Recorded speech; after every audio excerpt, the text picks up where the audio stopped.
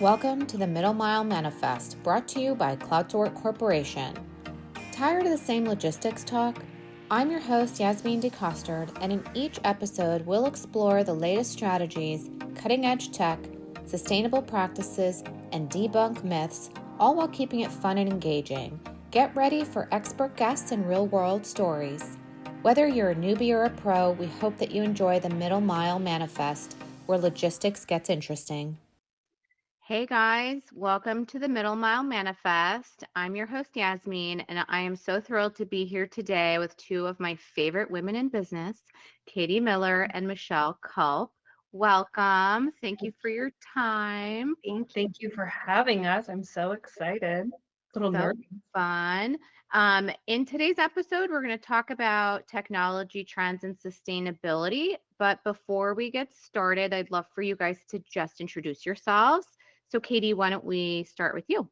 Great. Yeah. So my name is Katie Miller. I work in manufacturing, work for a company based in Taiwan, and we design, engineer, develop products, manufacture them for customers all around the world. And I help customers and clients bring their products from concept to market. Amazing. Michelle, what about you? Yes, so I'm Michelle Kulp. I work for a large medical device company, and I'm primarily on the contracting piece of the business, but I've been in a variety of business units here. Amazing. And for our listeners, I just wanted to point out that while the three of us come from different sectors, many of the challenges or trends that I see occurring in the logistics and transportation space, which is where I sit, relate to other industries as well. And so that's why I thought it would be interesting to have you ladies on today's segment to talk about some of these trends and how it's affecting you, and give our listeners some maybe new ideas of how to tackle things on their end. So before we fully get started, we have a tradition where our previous guest leaves behind a question for our next guest. Okay. And you both have to answer. Okay. So our previous guests left the question, what is your favorite karaoke song? Oh, I love it. I Oh, actually you do? I didn't know how to answer this when I was asked the question. I was like, pass.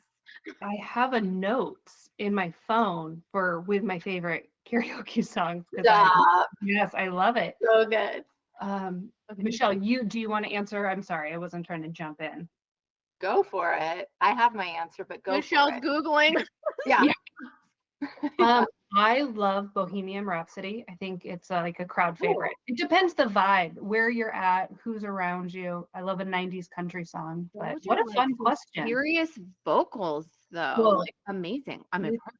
No, sounds terrible. Like everybody's probably plugging their ears, but I feel it in my soul. So I'll just go with it. That's hardcore. Okay, well, I don't do karaoke, but if I did, the only permissible song I would ever do is the song Tequila, because it has one word in it. That's the best I can come up with in this moment. So that's great. Take me to karaoke. I'm yours.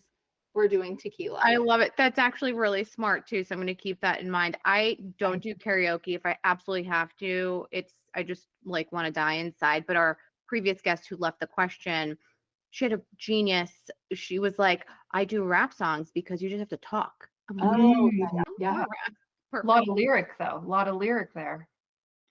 So Katie, this first question is for you. How has your company leveraged technology to mitigate supply chain disruptions? Yeah, that's a great question. So I'm in manufacturing, so supply chain resiliency is like critical. And it's really like multifaceted. We're deeply committed to understanding and anticipating our customers' needs, which really allows us to take a more proactive approach. We've invested in technologies that help us analyze data more effectively and utilizing the data for greater forecast demand planning and really identifying potential risks early.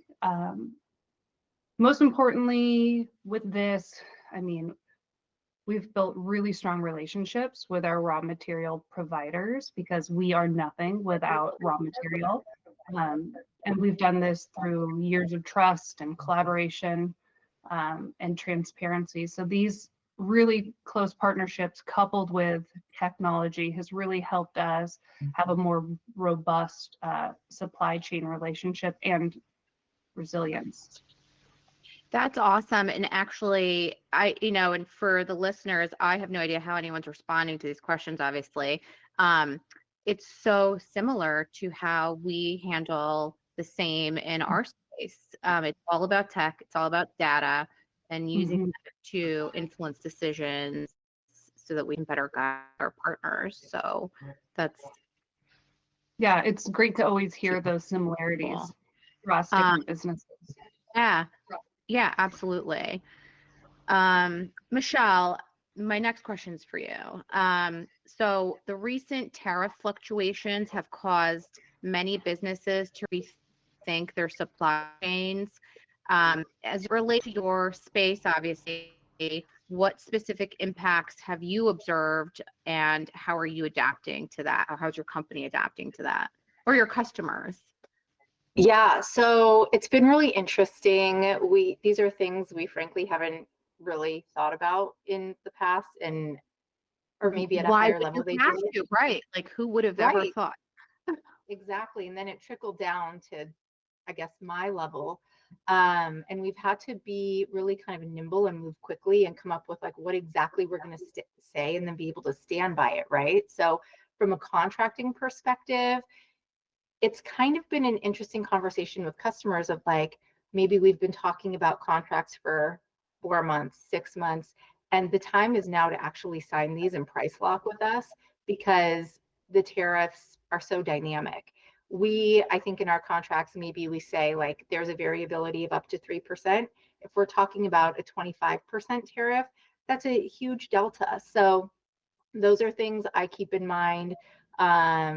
Trying, as a salesperson, trying to keep the conversation positive and be a good partner, and also be a good seller and advocate for my own business, trying to come up with like the appropriate talk track, which is honest, because we want to be honest with our partners as well, about how these tariffs could really impact things. So, and we have a lot of products that come from Mexico, both from a hardware standpoint and a consumable standpoint, as well as Wuhan, China, and other cities around the world. So this has been a really interesting time. We've had to move quickly. That's fascinating. And so for me, I take that and I see synergies again with locking in prices when you can, it's very much real time crisis management and communication with partners. And so those really solid, strong relationships make a huge difference. Obviously, there has to be trust, and then obviously there has to be contract terms that work for everybody, but we're all, I think, making decisions real time, which is stressful. But I think the fact that everyone's in the same boat almost, it makes it a little bit easier and people are giving each other a little bit more grace, and that helps. Yeah, that's a great point. And people are understanding too, because this isn't something like you're saying that only impacts my industry. This is all of a sudden we were hit with this new information and we all just had to figure it out together. Yeah. So maybe in some ways it can drive like a common bond as well. Yeah, absolutely. So this next question can really be for either one of you or both. And it might be a little duplicative for you, Katie, so it's up to you. But how have advancements in tech in general, tech that you see in the industry, or within your industry, how has that actually affected how you run your business, products, or services, or not at all?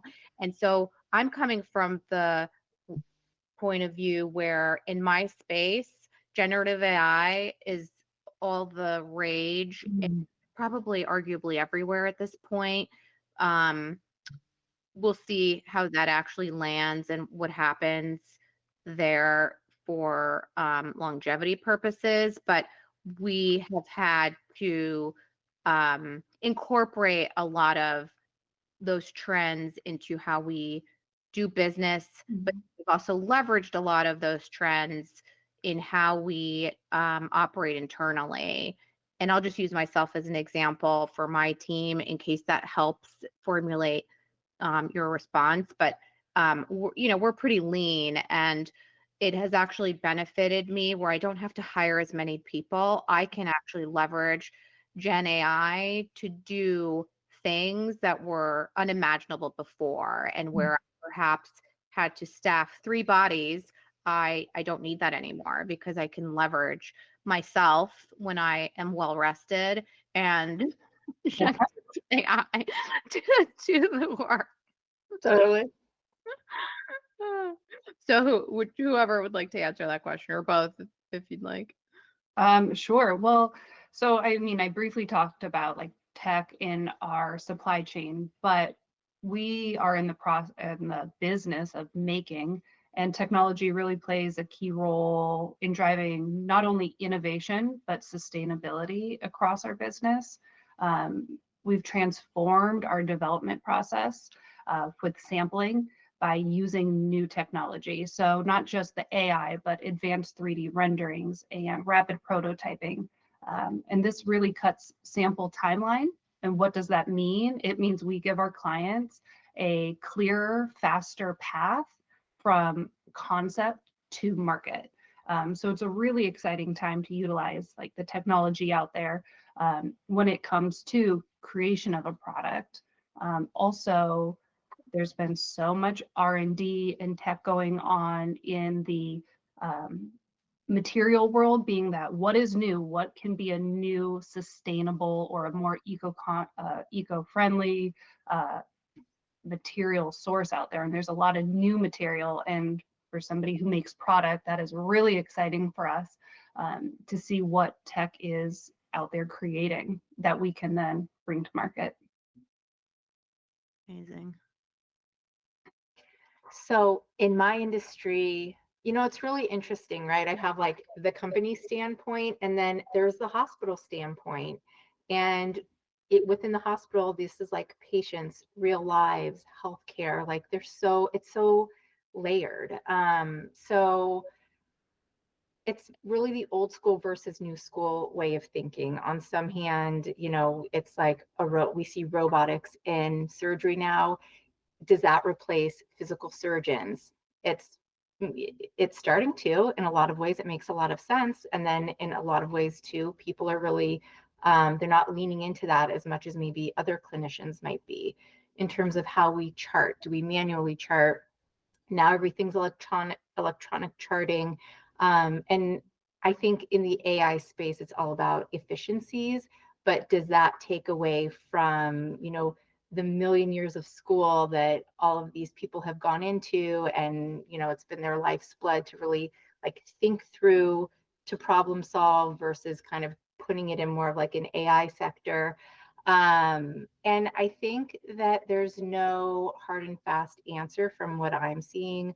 Right now, my company has recently come out with a wireless wearable, for example. And some people, it can be argued both ways, right? How great for a patient. Does it help with early interventions?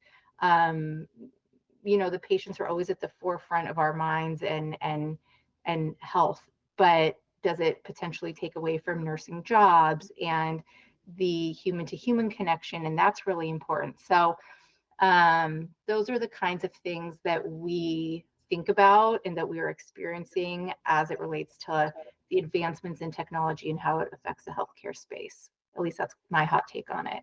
So interesting. Yeah, like it's fascinating. I can relate to both of what you guys said, and even just in logistics and transportation, we're not in the warehousing space or fulfillment space, but robotics is completely like taking over. Fascinating to see how it evolves. The price also is just insane. Like I can't wait to see where things land in a year or 2 years after there's just more advancements, but also competitors in the space to bring down some of the price points, because for us in our space, it's bananas actually, how people are leveraging tech, but then also like charging for it. Yeah. So it'll be interesting. Totally. Yeah. So still in that vein, are there any tech trends that you feel are here to stay or you feel are fizzling out? I do think something like how I just explained that we now have this new wireless wearable.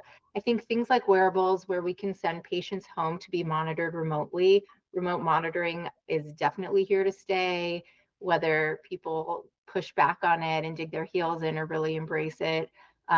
It will open up more beds for more patients. It will also help economically hospitals work through. It will help with readmission rates. So I think that is something that whether we like it or not, people are going to start kind of leaning in on, and really the remote monitoring piece. Yeah, I think like, I mean, obviously I'm not in a medical space, but for me, I think technology that either drives sustainability or cuts down waste being speed, like anything that helps with speed or efficiency. I think that's here to stay because it's kind of no longer just a trend, but it's like an essential tool, at least for me in manufacturing. Something that a trend that I could kind of see going out may be, there's a lot of like over engineered smart features that don't necessarily help usability. Potentially those would fade away. I think people really just want something that helps them, tech that helps, whether that be efficiency or speed or clarity or design. Totally. That makes so much sense. Like tech that makes me do something better, faster, smarter. Totally. And also, can I be an early adopter of take-home devices? Because if I don't have to go to another hospital or doctor's, I'm all in. Sign me up for the whole family. Totally. And finding a way where we, an insurance company can cover it too. I mean, it could be a total game changer. Yeah, Yeah, totally. Never happened, but yes. As we all know. Perfect. And then in the topic of sustainability, is there anything that your respective companies are doing to incorporate sustainable practices into either the operational aspect or even just strategic planning or in any way at all? Michelle, do you want to go for it? I'm not trying to jump in always. Yeah. So sustainability in my company and my division is so huge. And then like add to it that we're out here living in the Northwest with like all the crunchy folks. It's all about sustainability. And so I make sure to add all of that into my contracting, because it's the right thing to do for the earth. And also hospitals oftentimes have waste initiatives. So things that we sell, we call it like a razor blade model. So somebody could have a razor for 25 years or longer, but then the razor blades are, I know, no thanks, pass. But what cream do you have for that, rash? Totally. But the razor blades, hopefully you're changing out pretty often, right? So we have hardwares and we have consumables. For our consumables, we have a variety of ways to be sustainable and I recycle, excuse me. And so we always add sustainability platforms. Sure, we try to, and we're not unique in this. Almost every medical device company, I'm guessing, I don't know for sure, but they have their own ways of sustainability. And so it's really important to us as an organization, but also for things like these waste initiatives for hospitals where there's some kind of kickback if they can produce as less waste as possible. That's really important as well. Yeah, I love that idea of like what happens at a product end of life. Since we are in the business of making, we really do have to have like a holistic idea of what's going to happen to this product when it has reached its product life cycle, when a consumer is done with it. And sustainability, like all companies, I feel like it's a buzzword, but it's really part of our company's ethos.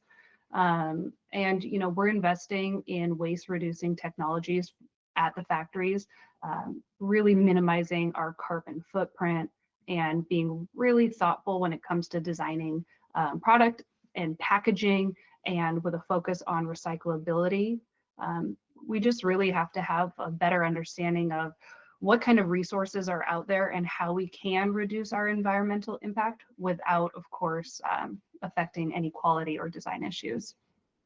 But every day is really exciting. We have a new factory, and the tech and the sustainability features, it's inspiring and it's amazing. And hopefully I'll be able to get out there this year to see it in action. That's amazing. Starting new too, I'm sure building or establishing a new footprint and a new factory is probably exciting because you can just start it the way you want it instead of trying to incorporate things after the fact. And in my space, we see this both.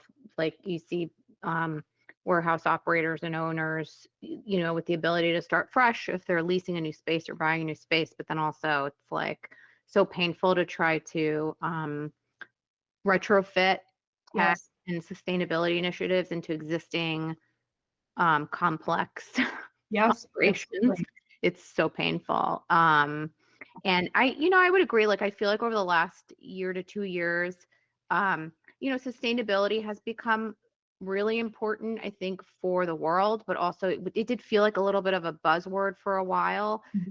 Now you really see most companies adapting that into their ethos, but then also just their marketing and how they talk about things. And for us as a business and partners that we look for, those things are important. So my tips to listeners would be to make sure that it's authentic, but then also the data behind it is super meaningful and impactful. Like, what is the actual impact? Don't just use the word sustainability. What's the actual impact that you're having in the world or in the footprint or whatever it is?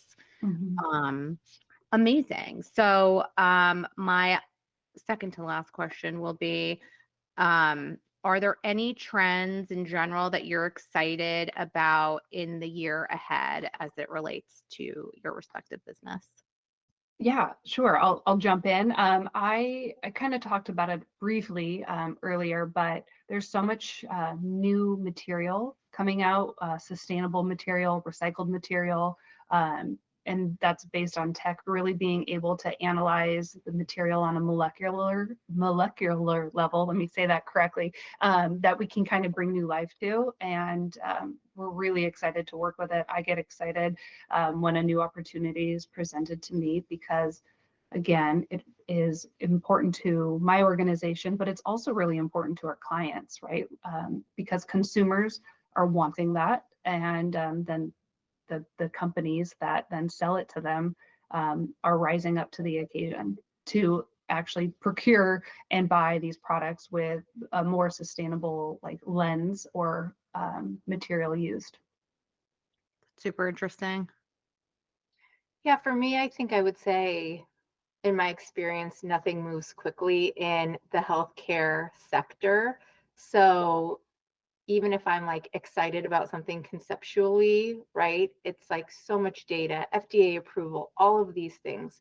So I think things like expanding funding for research and ways that we can have really targeted research where we can find really targeted ways to solve problems as fast as possible, even though it's a slow process, are things that excite me because, again, patient care. And at some point in all of our lives, us or our family members or someone we love is going to need to have access to strong healthcare with good data to back it up. So those are the kinds of things that excite me moving forward. If it's leaning into more AI and how that can help generate better data and better products because of that, then that gets me excited and keeps me wanting to stick in this industry. Excellent. And I see synergies in all of that, frankly, as well for, our space and logistics and transportation. So in the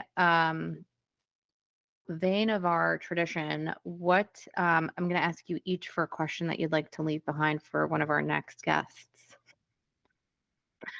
There's no awkward question. Nothing's off limits. Oh, We like to keep it risky over I here. know, right?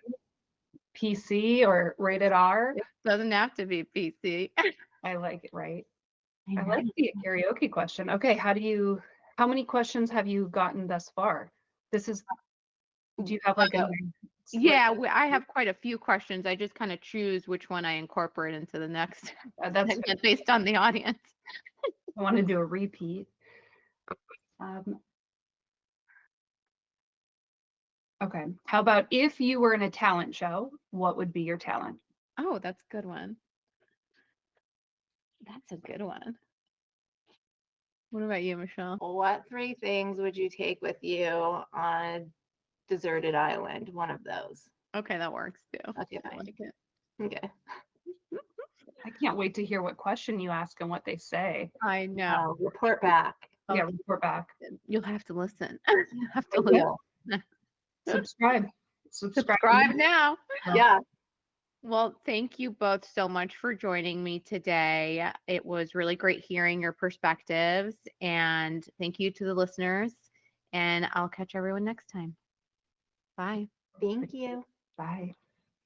Thank you for watching this episode of the Middle Mile Manifest presented by CloudSort. You can keep up with us by following our socials and subscribing to the Middle Mile Manifest on YouTube and Spotify.